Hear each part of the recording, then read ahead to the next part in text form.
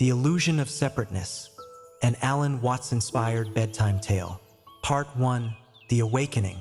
In the heart of a bustling city, where the clamor of traffic and the chatter of millions blended into a constant hum, there lived a man named Sam. Like most inhabitants of this concrete jungle, Sam believed himself to be a separate entity, distinct and isolated from the world around him. He walked the streets with his eyes fixed on his smartphone, cocooned in a bubble of perceived individuality. Sam's life was a well-orchestrated routine. Wake up, commute to work, spend hours in a cubicle staring at spreadsheets, commute back home, watch TV, sleep, rinse and repeat. He took pride in his self-reliance, his ability to make it on his own in this competitive world. Yet, beneath the surface of this seemingly content existence, there lurked a gnawing emptiness, a sense that something fundamental was missing. One particularly dreary Monday morning, as Sam hurried through the subway station, he noticed an old man sitting cross-legged on the platform.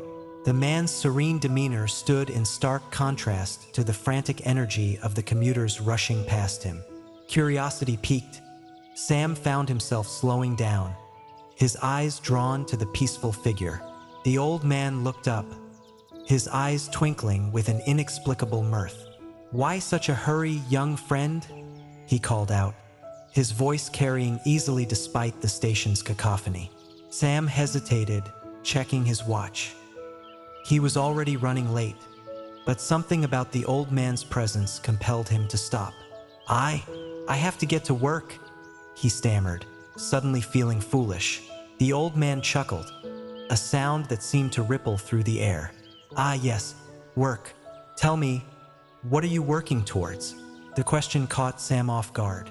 He opened his mouth to answer, then closed it again. For the first time in years, he found himself at a loss for words. "Come, sit with me for a moment," the old man said, patting the ground beside him. "Your work will still be there, I assure you." Against his better judgment, Sam sat down. The cold of the platform seeped through his tailored suit, making him acutely aware of his body. "Now," the old man began, his eyes twinkling, "let me ask you something. When you look at your hand, what do you see?" Sam glanced at his hand, perplexed. "I see. My hand? Ah, but is it really your hand?" the old man questioned. "Look closer. What is this hand made of?" Sam squinted, examining his palm. "Skin, bones, blood vessels, I suppose." "Indeed," the old man nodded. "And what are those made of? Cells?"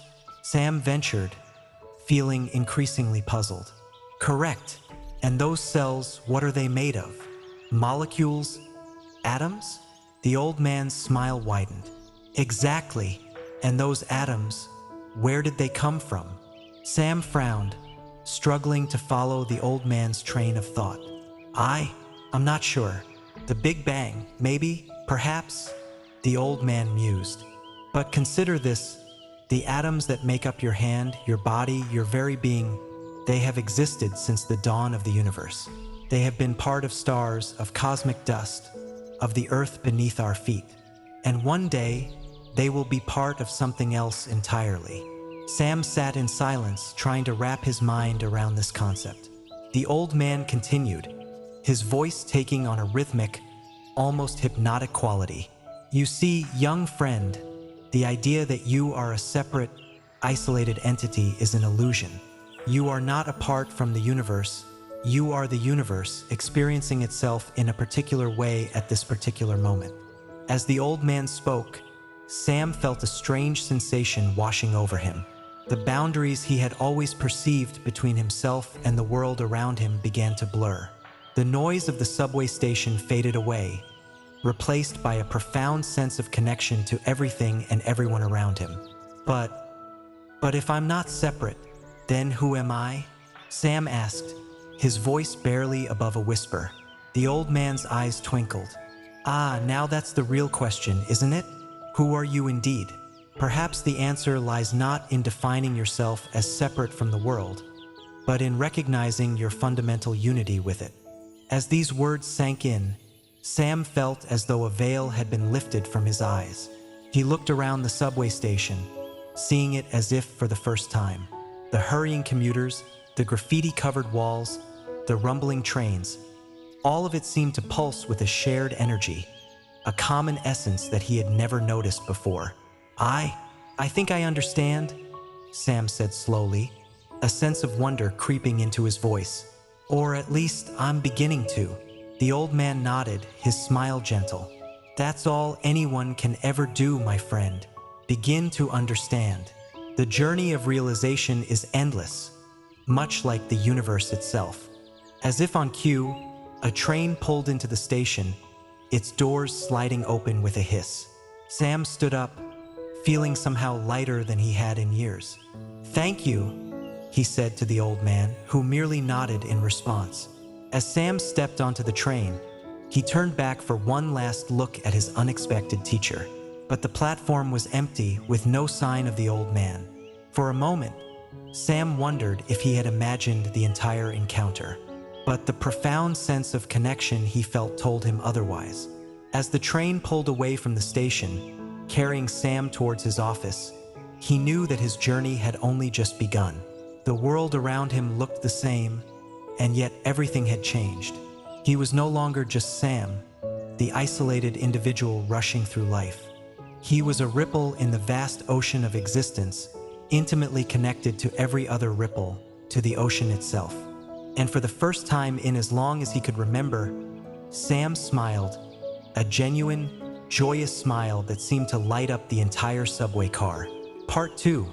The unraveling as Sam stepped out of the elevator and into his office. The familiar sights and sounds washed over him. The hum of computers, the muted conversations, the rhythmic tapping of keyboards. Yet something felt profoundly different. The sense of connection he had experienced in the subway lingered, coloring his perception of the world around him. He settled into his cubicle, powering up his computer out of habit. But as the screen flickered to life, displaying rows upon rows of numbers and charts, Sam found himself unable to focus. The spreadsheets that had once seemed so crucial now appeared strangely insignificant in the face of his newfound perspective.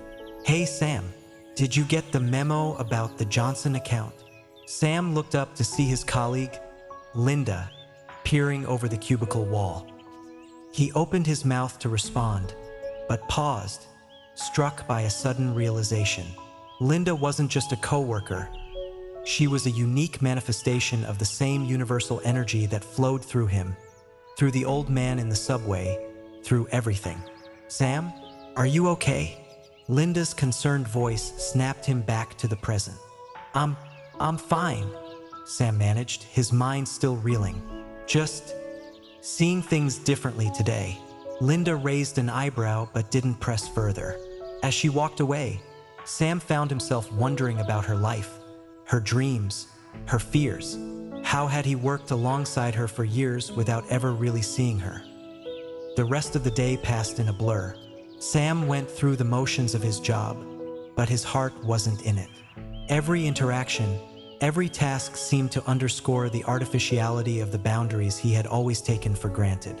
The walls of his cubicle, the hierarchies of the corporate structure, even the distinction between work and personal life, all of it began to feel like an elaborate illusion that as the sun began to set, painting the sky in hues of orange and pink visible through the office windows, Sam made a decision.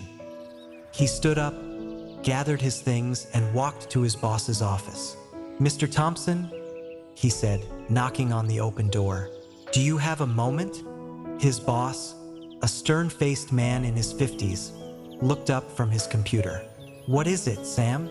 I hope you finished the quarterly report. Sam took a deep breath. Actually, sir, I wanted to let you know that I'm resigning. Mr. Thompson's eyes widened in surprise. Resigning? But you're on track for a promotion. Why on earth would you want to leave now? Sam smiled, feeling a sense of peace wash over him. I've realized that there's more to life than climbing the corporate ladder. I need to explore, to understand, to experience the world in a different way. Mr. Thompson leaned back in his chair, his expression a mixture of confusion and concern. Is everything all right, Sam? Is there something going on that I should know about? Everything's fine, Sam assured him. Better than fine, actually. For the first time in years, I feel alive.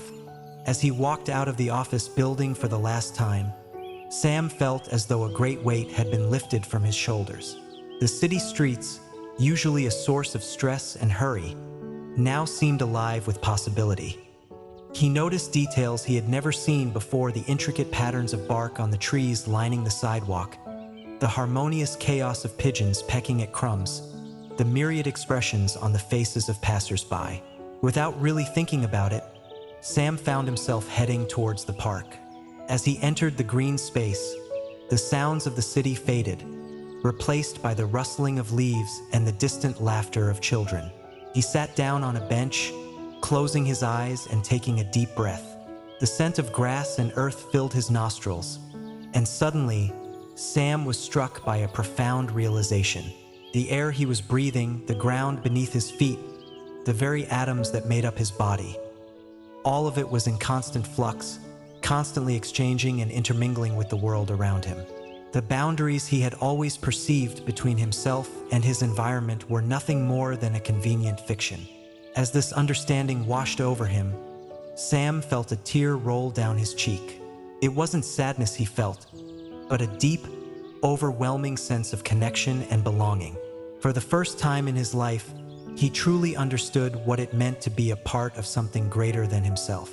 As the sun dipped below the horizon, painting the sky in deepening shades of purple and blue, Sam remained on the bench, lost in contemplation. The park gradually emptied, but he felt no urgency to leave. Time, like so many other constructs, had begun to lose its hold on him. It was only when the first stars began to twinkle in the darkening sky that Sam finally stirred. He stood up, stretching muscles stiff from sitting for so long, and began to walk. But instead of heading home to his apartment, he found himself drawn towards the outskirts of the city. As he walked, Sam's mind wandered to the people in his life, his parents, his friends, his now former colleagues. He realized with a pang of regret how much he had taken them for granted, how he had viewed them as separate entities, sometimes even as obstacles or competitors. Now, he understood that they were all expressions of the same fundamental reality, each one a unique and precious manifestation of the universe. The city lights began to fade behind him as he reached the edge of town. Ahead lay open countryside, bathed in moonlight. Sam paused for a moment, looking back at the glowing metropolis he had called home for so long. Then, with a smile, he turned and continued walking into the unknown. As he walked, Sam felt a growing sense of anticipation. He didn't know where he was going or what he would find, but for the first time in his life, that uncertainty didn't frighten him. Instead, it filled him with a sense of wonder and excitement. The night air was cool against his skin, the gentle breeze carrying the scent of grass and wildflowers. Overhead, the stars seemed to shine brighter than he had ever seen them, no longer dimmed by the city's light pollution. Sam found himself marveling at the vastness of the cosmos, at the incomprehensible scale of existence. And yet, even as he contemplated the immensity of the universe, Sam no longer felt small or insignificant. Instead, he felt a deep sense of belonging, a recognition that he was an integral part of this cosmic dance. The stars above him, the earth beneath his feet, the air in his lungs, all of it was him, and he was all of it. As dawn began to break, painting the eastern sky with pale gold and pink, Sam realized he had been walking all night. His feet ached and his muscles were tired, but his mind felt clearer than ever before. He sat down on a grassy hillside to watch the sunrise, feeling a profound sense of gratitude for this moment, for this experience of being alive. As the first rays of sunlight crested the horizon, Sam closed his eyes and took a deep breath. He knew that his journey of understanding had only just begun, but for now, in this moment, he was content simply to be a conscious ripple in the vast, beautiful ocean of existence. Part 3. The Dance of Being. As the sun climbed higher in the sky, Sam found himself walking along a narrow country road. Fields of golden wheat stretched out on either side, swaying gently in the breeze. The rhythmic sound of his footsteps on the gravel path merged with the rustling of the crops and the occasional birdsong, creating a natural symphony that seemed to resonate with the beating of his heart. Lost in thought, Sam almost missed the small signpost pointing towards a nearby farm. On impulse, he decided to follow it. As he approached the farmhouse, he saw an elderly woman tending to a vibrant vegetable garden. She looked up as he neared, her weathered face breaking into a warm smile.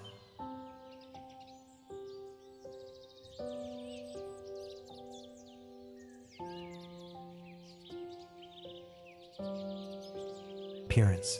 "I suppose I have," he replied, "though I'm not entirely sure where I'm going." The woman's eyes twinkled with amusement. But isn't that true for all of us?" She gestured towards a wooden bench near the garden. "Why don't you sit for a spell? You look like you could use a rest, and I could use some company while I..."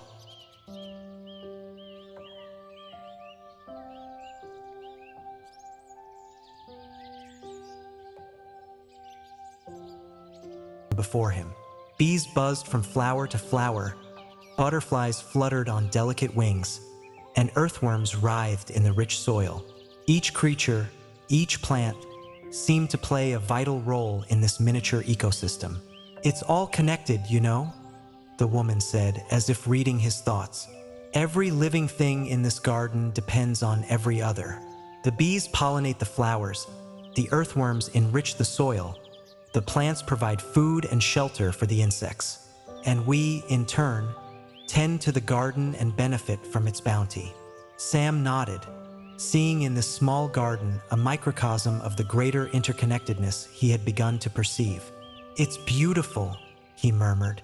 "Indeed it is," the woman agreed, "but it took me many years to truly see it. For a long time, I saw only the individual plants, the pests to be eliminated, the crops to be harvested. It wasn't until I learned to step back and see the whole that I understood the true nature of the garden." Her words struck a chord in Sam. "I think I'm beginning to understand something similar," he said. "About myself, about the world, about everything, really."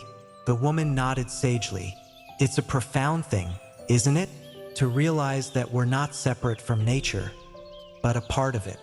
That the boundaries we perceive are illusions of our own making."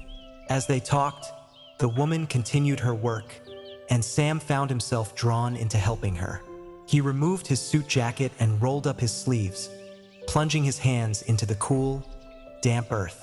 As he helped to plant seedlings and pull weeds, he felt a deep sense of connection to the soil, to the plants, to the cycle of life itself. Hours passed, and as the sun began to set, the woman invited Sam to stay for dinner. They sat on her porch, enjoying a simple meal of vegetables fresh from the garden, warm bread, and cool water from a nearby spring. As they ate, Sam shared the story of his encounter in the subway and his subsequent journey. The woman listened attentively, nodding at times as if in recognition. When Sam finished, she was quiet for a moment before speaking. "You know," she said, "there's an old Zen story that your tale reminds me of. A student once asked his master, 'What is the most difficult part of the path to enlightenment?' The master replied, 'It's like trying to sweep snow from your doorstep on a snowy day. You clear it away only to find more has fallen. The difficulty isn't in the sweeping, but in realizing that the snow and the sweeping are both part of the same reality." Sam pondered this, seeing in it a reflection of his own struggle to maintain his newfound awareness in the face of ingrained habits and societal expectations. "The challenge," the woman continued, "isn't in having the realization you've had. It's in living it day by day, moment by moment. In remembering that you are not separate from the world around you, even when everything seems to be telling you otherwise." As night fell, the woman offered Sam a place to sleep in her barn. Lying on a bed of soft hay, gazing up at the stars visible through a gap in the roof, Sam felt a profound sense of peace wash over him. The events of the past few days swirled in his mind, gradually coalescing into a new understanding of his place in the universe. He thought about the old man in the subway, about his former life in the city, about the garden and the kind woman who had welcomed him. Each of these experiences, he realized, was like a single note in a vast symphony. Individually, they might seem disconnected or even discordant, but when perceived as part of the whole, they formed a beautiful, complex harmony. As he drifted off to sleep, Sam felt as though he could sense the very pulse of the universe, in the chirping of crickets, in the rustle of wind through the trees, in the beating of his own heart. All of it was one grand, interconnected dance of being. The next morning, Sam awoke with the dawn, feeling refreshed and filled with a sense of purpose. He thanked the woman for her hospitality and wisdom, promising to carry the lessons he had learned with him. As he set off down the road once more, Sam felt different. He was no longer fleeing from his old life or searching for some elusive truth. Instead, he was simply walking, simply being a conscious part of the cosmic dance. The road stretched out before him, winding through fields and forests, over hills and across streams. With each step, Sam felt more and more in tune with the world around him. The boundaries between self and other, between internal and external, continued to blur and dissolve. As he walked, Sam began to encounter other travelers on the road. Some were hurrying, their faces creased with worry or impatience. Others meandered slowly, lost in their own thoughts or simply enjoying the journey. To each, Sam offered a smile, a nod, a word of greeting, seeing in every face a reflection of himself, another expression of the universal consciousness. At times, he would stop to help someone change a tire, or to share his water with a thirsty dog, or simply to admire a particularly beautiful sunset. Each interaction, no matter how small, felt significant, a reminder of the interconnectedness of all things. Days turned into weeks and still Sam walked. He slept under the stars, bathed in cool streams, and ate what nature provided or what kind strangers shared. His suit, once a symbol of his separate, corporate identity, became worn and tattered. But Sam felt no loss. Instead, he felt as though he was shedding layers of illusion, coming ever closer to his true nature. As he traveled, Sam began to share his insights with those he met, not preaching or trying to convert, but simply offering a different perspective to those who seemed open to it. He found that the more he shared, the clearer his understanding became. It was as if by helping others to see the interconnectedness of all things, he was reinforcing his own awareness of it. One evening, as Sam sat by a small campfire he had built, he was struck by a sudden realization. The fire he saw was a perfect metaphor for the truth he had been grappling with. The flames danced and flickered, constantly changing form, yet remaining essentially the same. Each spark, each ember, was distinct and unique, yet inseparable from the fire as a whole. And wasn't that true of all existence? Each being, each moment, each experience was unique and precious. Yet all were part of the same fundamental reality, like waves on the surface of a vast ocean. The illusion of separateness, Sam realized, arose from focusing on the individual waves and forgetting the ocean beneath. As this understanding settled deep into his being, Sam felt a profound shift. The last vestiges of his old, limited self-concept fell away, replaced by an expansive sense of identity that encompassed all of existence. He was Sam, yes, but he was also the trees, the stars, the earth, the very fabric of the cosmos itself. With this realization came a deep, abiding joy, and not the fleeting happiness he had once pursued, but a fundamental contentment that persisted regardless of external circumstances. Whether walking in sunshine or rain, whether hungry or full, whether alone or in company, Sam felt at peace, knowing that he was exactly where he needed to be, doing exactly what he needed to do. And so, Sam continued his journey, not towards any particular destination, but simply for the joy of the journey itself. For he had come to understand that life was not a problem to be solved or a destination to be reached, but an experience to be lived, a dance to be danced, a song to be sung. As he walked, Sam remembered the words of the old man in the subway. The journey of realization is endless, much like the universe itself. He smiled, knowing that each step, each breath, each moment was both the journey and the destination, both the question and the answer.